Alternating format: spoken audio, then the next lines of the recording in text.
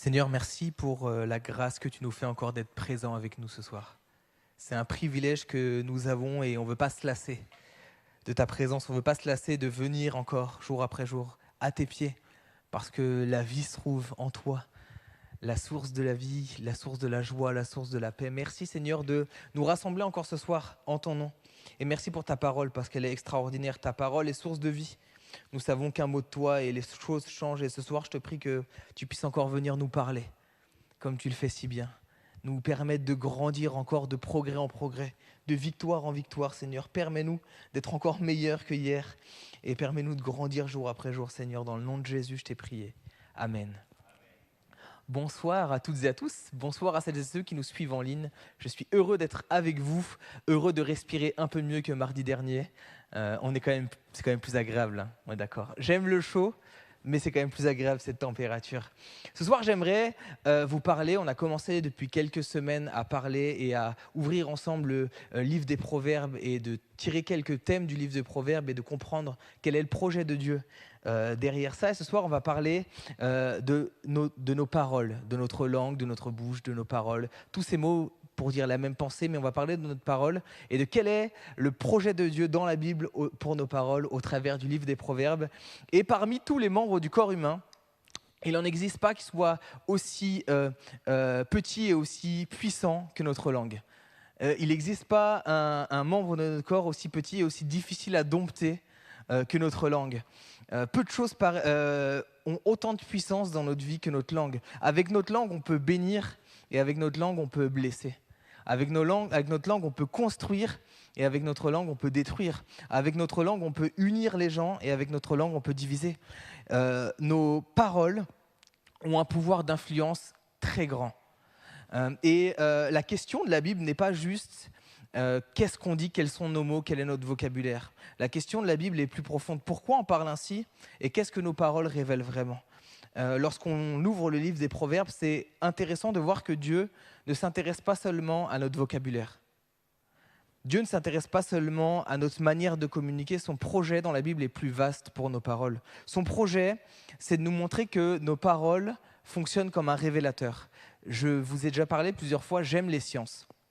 J'aime beaucoup la science, j'ai grandi dans une famille scientifique et je vous avoue qu'une chose que j'aimais beaucoup faire quand on était en physique plus jeune, c'était quand on faisait des solutions. Si vous n'avez pas été en physique jusqu'à ce niveau-là, suivez-moi, ça va bien se passer. Mais on fait des solutions, on mélange des choses et ensuite on a un petit papier qui est un pH-mètre pour mesurer le pH. Et lorsque tu trempes le papier dans l'eau, ça révèle une couleur. En fait, ça révèle la nature du liquide. Est-ce que le liquide est acide? Est-ce que le liquide est basique? Ou est-ce que le liquide est neutre? Et je m'arrête là sur la science, ne vous inquiétez pas. Revenez avec moi, ceux qui n'aiment pas les sciences. Mais notre parole, en fait, fonctionne un peu comme ce pH-mètre. Ça révèle ce qu'il y a à l'intérieur. Ça révèle ce qu'il y a à l'intérieur de notre cœur, au final. Ça manifeste, ça dévoile, en fait, tout ce qu'il y a à l'intérieur. Et dans les Écritures, la parole, la langue, la bouche, c'est jamais quelque chose de neutre. C'est l'expression visible de ce qui se passe à l'intérieur du cœur. C'est l'expression visible, au final, de ce qui se passe dans l'invisible. Ça révèle ce qui domine, ça révèle ce qui règne, ça révèle tout ce qu'il y a à l'intérieur de ça. J'aimerais vous donner un peu, très vite fait, le projet de Dieu pour nos paroles avant d'aller étudier ensemble. Mais le projet de Dieu n'est pas simplement de nous apprendre à mieux parler. En tant que parents, on aime quand nos enfants disent des bonnes paroles, ne disent pas de gros mots et ce genre de choses. C'est bien et c'est important. Mais là, le projet de Dieu n'est pas juste qu'on ait des bons mots. Le projet de Dieu, c'est de restaurer nos cœurs pour que nos paroles deviennent le reflet de sa sagesse, de sa vérité et de son règne dans nos cœurs. C'est ça son projet. C'est pas juste qu'on ait des jolis mots, c'est que nos cœurs soient transformés pour que nos mots suivent cette chose-là. Alors, quelques points qu'on voit un peu dans les proverbes sur la parole. D'abord, la parole, c'est une force qui façonne ce qu'il y a autour de nous. La parole, c'est une force qui contribue à construire ou à détruire le monde relationnel qui est autour de nous. Le but de ce point, c'est de comprendre que Dieu nous révèle que nos paroles ne sont pas neutres. Nos paroles construisent ou nos paroles détruisent. Proverbe 18, verset 21, « La mort et la vie sont au pouvoir de la langue. Quiconque l'aime en mangera les fruits. » Pourquoi ? Parce que Dieu veut nous montrer que notre langue a un vrai pouvoir. Le mot « pouvoir » dans ce texte-là, c'est le mot « main ». L'idée, elle est simple, c'est que nos paroles, elles agissent réellement. Nos paroles, elles ont un effet, elles produisent un effet sur les personnes qui écoutent nos paroles. Proverbe 12, verset 18 nous dit « Tel qui parle légèrement blesse comme un glaive, mais la langue des sages apporte la guérison. Le glaive, c'est une arme de guerre assez pénétrante qui fait mal. Et qu'est-ce qui fait que le glaive fait mal? C'est que ça tranche et que ça va profondément. Une parole légère, on parle de parole impulsive. Qu'est-ce que ça veut dire? C'est qu'une parole peut atteindre profondément une personne. Une parole blessante peut aller au plus profond de l'être de la personne qui va recevoir cette parole. Et j'aimerais vous poser une question, nous poser une question pour peut-être nous interpeller ce soir, mais si on regarde toutes les paroles qu'on a dites la semaine précédente, est-ce que nos paroles ont construit? Est-ce que nos paroles ont guéri quelqu'un? Est-ce que nos paroles ont encouragé autour de nous? Ou bien est-ce que nos paroles, au contraire, ont blessé? Est-ce que nos paroles ont détruit? Est-ce que nos paroles ont divisé? C'est important parce qu'on peut penser que nos paroles s'envolent et c'est fini. Mais les proverbes disent le contraire. Les paroles, elles restent, elles construisent ou elles détruisent. Je me souviens de paroles qui m'ont été prononcées il y a plus de 20 ans en arrière. Des paroles encourageantes comme des paroles décourageantes. Il y a un peu plus de 20 ans en arrière, je vous en ai déjà parlé, j'aime le foot et j'ai joué beaucoup au foot. Et pour ceux qui ont un certain âge comme moi, vous allez connaître la personne dont je vais vous parler. J'ai eu le privilège plus jeune de faire un essai devant certainement l'une des plus grandes figures du football français qui est Giroud. Est-ce qu'il y en a qui connaissent Giroud? Ça va, les autres, ne vous inquiétez pas, c'était certainement l'un des plus grands entraîneurs de l'histoire en France. Et je me retrouve devant Giroud et on fait un concours de choses. Et je gagne ce concours et j'ai une photo chez moi avec lui. Et je me souviens des paroles qu'il m'a dit. Il m'a dit « Félicitations, je suis fier de toi ». Ça fait plus de 20 ans, je m'en souviens parce que pour moi, c'était le meilleur entraîneur et c'était mon rêve. Et une parole d'encouragement, je m'en souviens des années après. De la même manière, des paroles moins encourageantes, on s'en souvient aussi. Je me souviens, à l'âge de 12-13 ans, quand j'étais au collège, j'étais un peu le rebelle de ma famille. Et j'ai un de mes profs qui m'a dit « De toute façon, t'es un peu le raté de ta famille ». Je m'en souviens. Encore aujourd'hui, mais j'ai pardonné, ne vous inquiétez pas, ça va bien. Mais tout ça pour dire que nos paroles ont un effet. Nos paroles façonnent et nos paroles détruisent. Combien d'exemples on a de personnes qui, bien des années après, se souviennent de paroles de leurs parents qui leur ont dit « on t'a pas voulu, t'es une erreur » et ce genre de choses. Et combien ça marque au plus profond comme un glaive. Ou de la même manière, des paroles d'encouragement. Et la parole est une force que Dieu nous a donnée et qui produit des vrais effets dans la vie des gens. C'est quelque chose on ne se rend pas compte de l'influence de nos paroles et les proverbes nous alertent là-dessus. Nos paroles ont une force pour construire ou détruire et on doit être conscient de ça. Mais une chose, et c'est la deuxième chose que les proverbes nous parlent, c'est que nos paroles ne sont pas juste des mots qui sont dites, mais ça révèle ce qui gouverne et ce qui dirige notre cœur. Le but de ce point, c'est de comprendre que notre problème n'est pas d'abord dans notre bouche, mais notre problème est un problème de cœur. Jésus va le dire, on sort vite fait des proverbes, mais Jésus va le dire, c'est de l'abondance du cœur que la bouche parle. Autrement dit, lorsque je suis sous pression, lorsqu'il y a un débordement d'émotions, quels sont les mots qui sortent de ma bouche? Naturellement. Pourquoi? Parce qu'en fait, ce qui va déborder, c'est ce qui remplit mon cœur. C'est de l'abondance du cœur que la bouche parle. Littéralement, l'abondance, c'est un débordement, c'est un excès. Ce qui remplit mon cœur va être ce qui va remplir mes paroles. Et la parole déborde de quelque chose qui est plein à l'intérieur. Proverbe nous parle de ceci dans Proverbe 13 au verset 3. Celui qui veille sur sa bouche garde son âme, celui qui ouvre de grandes lèvres court à sa perte. Autrement dit, notre bouche, nos paroles sont directement liées à l'état de notre cœur, à notre stabilité à l'intérieur ou notre instabilité. Le cœur dans les proverbes, c'est pas juste le centre des émotions comme on peut le penser nous aujourd'hui. Le cœur, c'est aussi le centre des décisions, le centre des directions. Comment je dirige ma vie, comment je décide ma vie, c'est le cœur. Et dans les proverbes, le cœur, c'est pas juste du coup ce siège-là, mais c'est ce qui commande la personne. C'est dans le cœur que se prennent les décisions, les convictions, les directions de vie. Et lorsque la bouche parle, au final, elle révèle ce qui occupe le cœur. La bouche, c'est juste un débordement de ce qu'il y a à l'intérieur du cœur. On peut surveiller notre langage pendant un moment, mais lorsqu'on va être sous pression, il y a des choses qui vont ressortir. Et c'est ce qu'il y a à l'intérieur du cœur. Je me souviens, les premières fois que je passais du temps avec Eva, quand j'ai commencé à fréquenter Eva, les premières fois que je passais du temps avec Eva, je faisais attention à tout ce que je disais. Je me disais, il faut que je marque des points, et je faisais attention à toutes ces choses-là. La réalité, c'est que plus on passe du temps ensemble, plus ce qui est à l'intérieur ressort. Je peux pas entre guillemets, c'était pas maquillé, ne vous inquiétez pas. J'ai dit la vérité à ma femme, on est d'accord là-dessus. Mais en fait, il y a un moment donné où l'abondance du cœur va parler et elle a découvert qui j'étais vraiment. Et Dieu merci, elle m'aime quand même là-dessus. Mais la réalité, c'est que c'est important. Parce que si on a un problème avec nos mots, c'est pas juste un problème de parole, c'est un problème de cœur. On peut dire des choses et avoir totalement autre chose dans le cœur. On peut dire là en tant que chrétien, Seigneur, je te fais confiance et dire à tout le monde, je fais confiance à Dieu. Mais si je parle constamment de mes anxiétés, de mes peurs, comme on en a parlé, de mes choses comme ça, on voit très vite que ce qui a le plus de place dans mon cœur, c'est pas la confiance, c'est la peur, l'anxiété et ce genre de choses. Parce que c'est de l'abondance du cœur que la bouche parle. Où on peut maquiller comme on veut. J'ai eu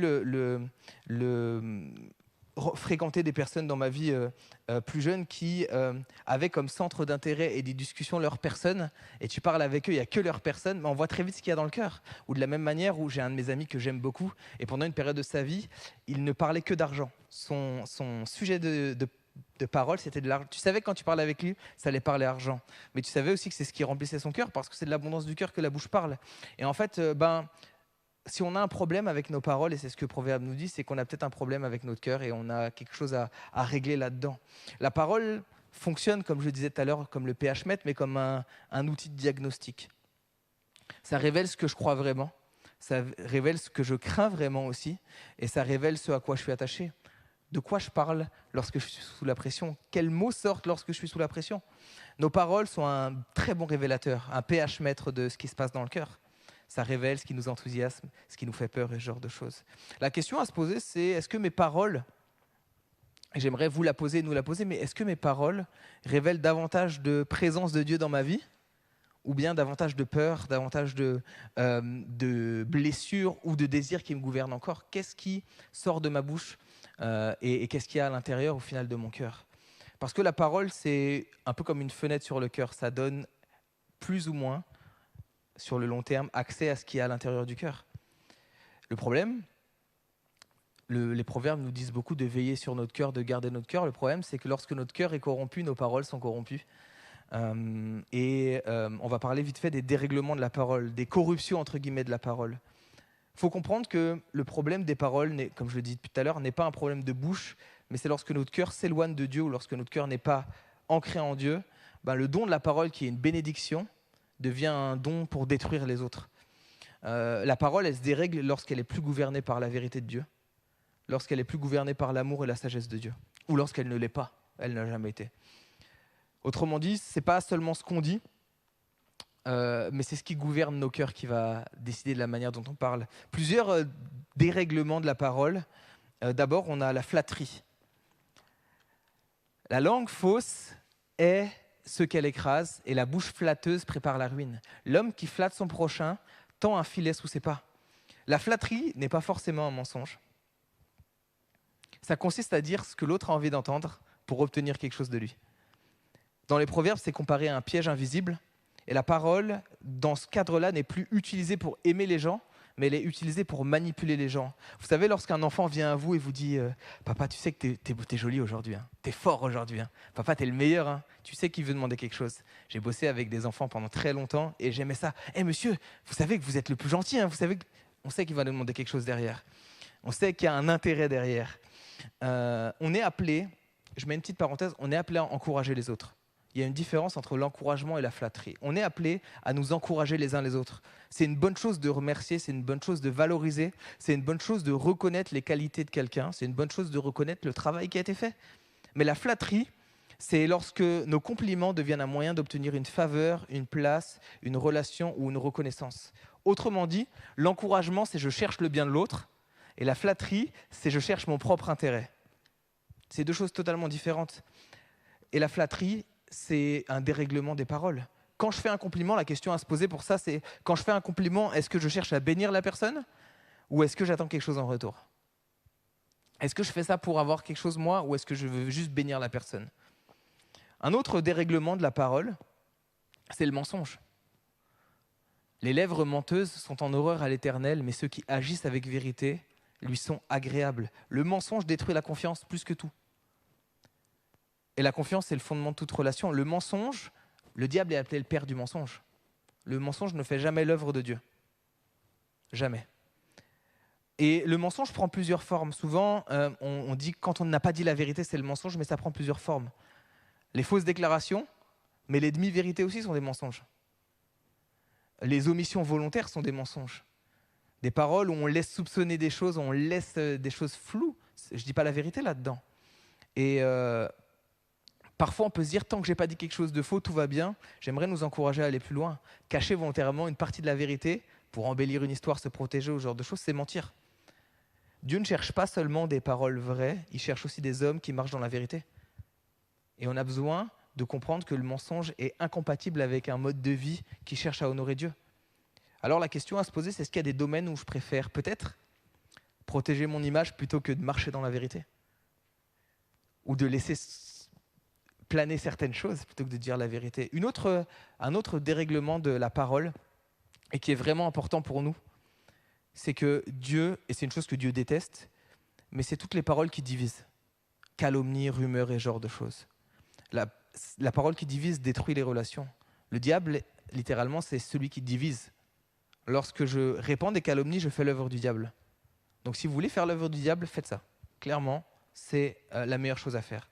La Bible nous dit « L'homme pervers excite les querelles et les médisants divisent les amis ». Il y a peu de choses qui divisent plus que les calomnies. Et le médisant, encore une fois, il ne ment pas toujours. Mais il diffuse une parole qui va nourrir la suspicion. Or, la Bible nous dit « L'amour ne soupçonne pas le mal ». Mais la calomnie va amener de la suspicion. Une confidence, ça devient une rumeur, une remarque, ça devient quelque chose. Vous savez, ce genre de phrase de « je devrais peut-être pas te le dire ». Ou alors « je t'ai dit ça, mais je t'ai rien dit. Hein. » Ou « je te le dis juste, mais que tu sois au courant, comme ça tu peux prier pour ça. » On sait ce qu'il y a derrière.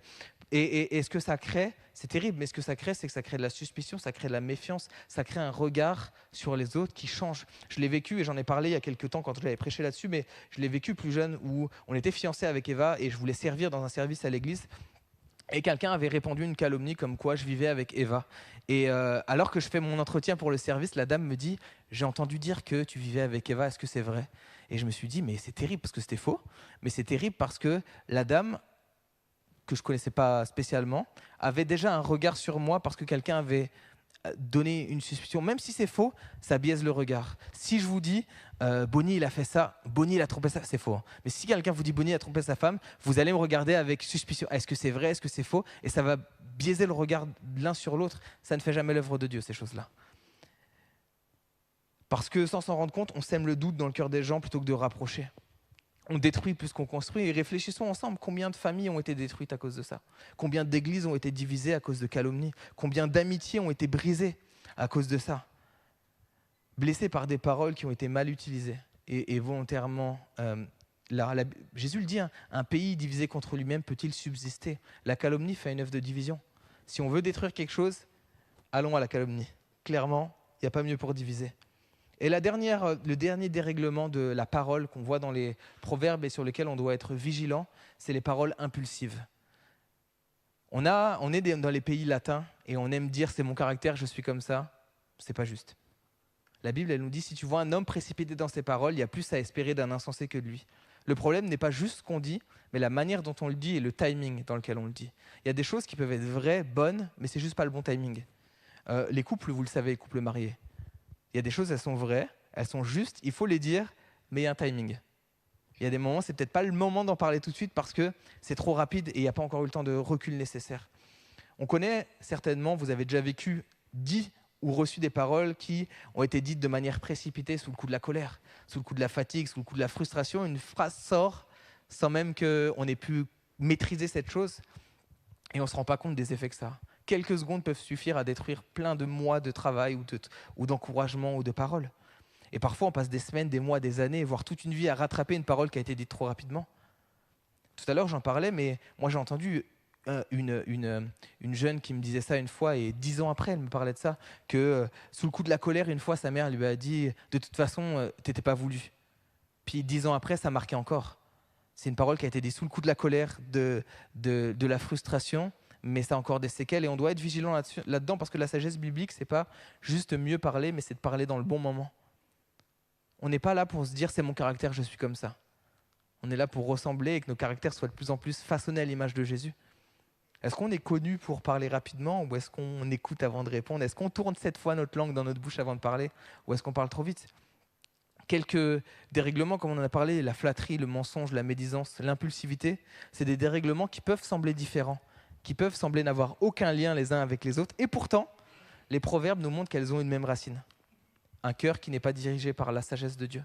Un cœur qui n'est pas encore transformé par la sagesse et la vérité de Dieu, ou qui a besoin d'être encore transformé. Le véritable combat n'est pas juste de contrôler nos paroles. C'est important de veiller là-dessus, mais le véritable combat, c'est de laisser Dieu transformer notre cœur. Parce que c'est de l'abondance du cœur que la bouche parle. Et lorsque le cœur change, la bouche va commencer à changer. Le problème, c'est que si on traite, entre guillemets, le symptôme sans aller à la racine, ça va ressortir un moment. Et la racine, c'est le cœur. Mais il y a une bonne nouvelle, les proverbes ne s'arrêtent pas là. Il y a un espoir, il y a une restauration que Dieu veut apporter dans nos paroles. Et faut comprendre que Dieu ne veut pas juste corriger nos paroles, comme je le disais, il veut transformer nos cœurs avec diverses paroles. Tout d'abord, une parole qui apaise. Nos paroles doivent être source de paix. Si Jésus est notre source de paix, nos paroles doivent refléter la paix que nous avons. Une réponse douce calme la fureur. C'est ce que la Bible dit. La sagesse, c'est pas gagner toutes les discussions. La sagesse consiste par moments aussi à désamorcer des conflits, consiste à avoir une réponse calme pour empêcher l'autre de s'enflammer, consiste à avoir une maturité qui nous dit que celui qui a raison, ce n'est pas celui qui parle le plus fort. C'est celui qui peut répondre avec douceur. On vit dans un monde où aujourd'hui tout le monde essaie de parler plus fort que les autres. Et je ne regarde pas la télé, mais le peu de télé que je vois, c'est exactement ça sur les plateaux télé. Tout le monde parle de plus en plus fort pour se faire entendre. C'est pas ça la sagesse. C'est avoir une parole qui apaise. Avoir une parole au bon moment. Tout à l'heure, on parlait d'impulsivité, mais Dieu veut qu'on puisse aussi avoir des paroles au bon moment. Une parole dite à propos est comme des pommes d'or sur des ciselures d'argent. Dieu veut nous apprendre que nous devons dire la vérité au bon moment, dans le bon timing, avec la bonne manière de le dire. On peut avoir raison et se détruire, mais Dieu veut qu'on puisse tenir compte du moment, de la personne et de la manière dont on dit la chose. Il y a ce qu'on dit et il y a la manière de le dire qui est importante aussi. Et enfin, une des restaurations de la parole, c'est que nos paroles doivent être intègres. Celui qui marche dans l'intégrité marche avec assurance. Dieu veut que nos paroles reflètent qui nous sommes. On doit être un. Nos paroles doivent refléter notre cœur. On doit avoir les mêmes paroles à l'église qu'à la maison, que dans nos cercles d'amis, qu'à la fac, qu'au travail. On doit être intègre, marcher intègrement devant Dieu et parler de manière intègre. On ne doit pas avoir de double langage ou de double discours, mais au contraire, la sagesse produit une unité entre nos cœurs, nos paroles et nos actes. Une intégrité. Et tout ça pour cette étude pour nous dire que Dieu ne nous invite pas juste à parler moins mal, ou à parler mieux. Dieu nous invite à laisser son esprit nous transformer nos cœurs pour que nos paroles deviennent vraies, douces, justes et constructives. C'est ça la maturité chrétienne en fait, c'est pas parler plus, mais c'est parler comme Dieu nous apprend à parler. Pour conclure, le projet de Dieu qui se déploie dans les proverbes, c'est pas améliorer notre manière de parler, c'est restaurer notre cœur, restaurer ce qui nous gouverne. Dieu ne cherche pas d'abord à transformer notre bouche, mais à replacer notre cœur sous son règne. Et le meilleur modèle de ça, c'est Jésus. Jésus, la parole faite chair, ses paroles sont vraies, ses paroles sont justes, ses paroles sont dites au bon moment, ses paroles construisent, et ses paroles sont accordées avec la volonté de Dieu. Et nous sommes appelés à vivre de cette même manière. Nos paroles sont appelées à être de cette même manière. Alors j'aimerais nous poser une question pour terminer. Qu'est-ce qui gouverne nos paroles ? Parce que la parole ne trompe pas, elle révèle ce qui gouverne nos cœurs. Alors j'aimerais qu'on puisse prier, que nous soyons connus pour être des gens dont le cœur est transformé et dont lequel les paroles sont transformées. Connus pour être des familles où on se construit les uns les autres, connus pour être une église où on se bénit les uns les autres. Jacques dit, par la même bouche, nous bénissons et nous maudissons, qu'il n'en soit pas de même pour vous. Et que nous soyons connus pour être des gens qui bénissons. Que notre bouche soit restaurée à l'image de Dieu et qu'elle produise le fruit aussi que Dieu veut que nous puissions donner. La vie et la mort sont au pouvoir de la langue, que la vie soit au pouvoir de notre langue. Seigneur, merci parce que ta parole est extraordinaire, mais merci parce que tu nous donnes une responsabilité avec la parole que tu nous as donnée. Je te prie, Seigneur, que notre cœur d'abord puisse être transformé à ton image, que notre cœur puisse être soumis à ta parole, à ta vérité, à ton règne, à ta volonté, que notre cœur soit transformé jour après jour, mais que nos paroles puissent servir à construire, Combien trop de personnes ont été détruites par des paroles. Combien trop de personnes ont été brisées par des paroles, qu'il n'en soit pas ainsi ici. Mais que nos paroles servent à construire, servent à édifier, servent à bénir les uns les autres, Seigneur. Je te prie que nous soyons connus pour être une église qui honorons de nos cœurs et de nos lèvres ta parole, qui honorons